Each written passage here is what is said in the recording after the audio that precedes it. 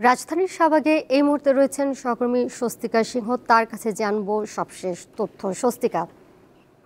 আন্দোলনকারী শিক্ষার্থীদের সবশেষ অবস্থান জানাবেন। পুলিশের সাথে সংঘর্ষের বিষয়ে তারা কি বলছেন, এখন তারা আসলে নতুন কোনো কর্মসূচি ঘোষণা করেছেন কিনা বা করতে যাচ্ছেন কিনা?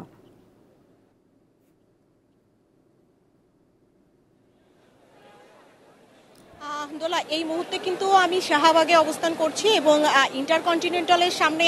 থেকে তারা কিন্তু একটি ব্রিফিং করেছেন এবং সেই ব্রিফিং করে কিন্তু তারা শাহবাগে এসে অবস্থান নিয়েছেন এবং তারা কিন্তু ৫ দফার যে দাবি সেই তাদের সেই ব্রিফিংয়ের মধ্যে কিন্তু ৫ দফার যে বিষয়টি সেই বিষয়টি তারা উল্লেখযোগ্যভাবে কিন্তু তারা বলেছেন যে সরকারের থেকে যে একটি পরিষদ গঠন করা হয়েছিল তাদের এই দাবি দেওয়া নিয়ে, সেই যে উপদেষ্টা পরিষদের যে কমিটি সেই কমিটিটিকে কিন্তু তারা পূর্ণাঙ্গভাবে প্রত্যাখ্যান করেছেন এবং নতুন করে সংস্কারের কথা বলেছেন। পাশাপাশি কিন্তু তারা বলেছেন যে স্বরাষ্ট্র উপদেষ্টাকে এই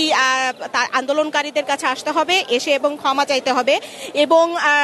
সেই তার পাশাপাশি কিন্তু ৩ জন উপদেষ্টার কথা তারা বলেছেন, আইন উপদেষ্টা এবং আদিলুর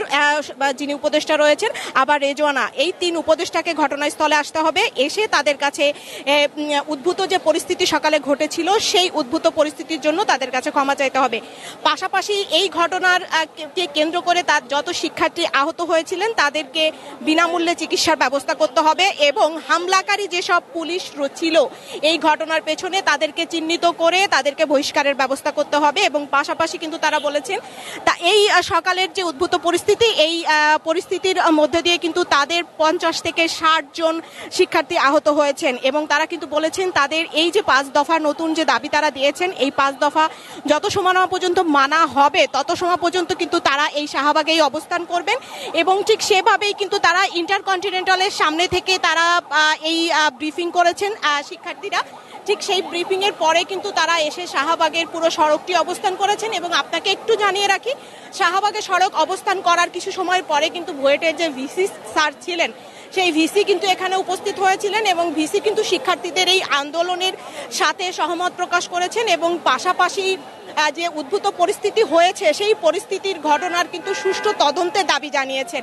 এবং পাশাপাশি কিন্তু ভিসি স্যার এই শিক্ষার্থীদেরকে অনুরোধ করেছিলেন তারা যেন চিন্তা ভাবনা করে দেখে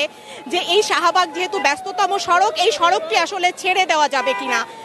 এই ছিল আসলে আমার কাছে শাহবাগ থেকে সর্বশেষ তথ্য। দোলা, সহকর্মী স্বস্তিকা সিংহ।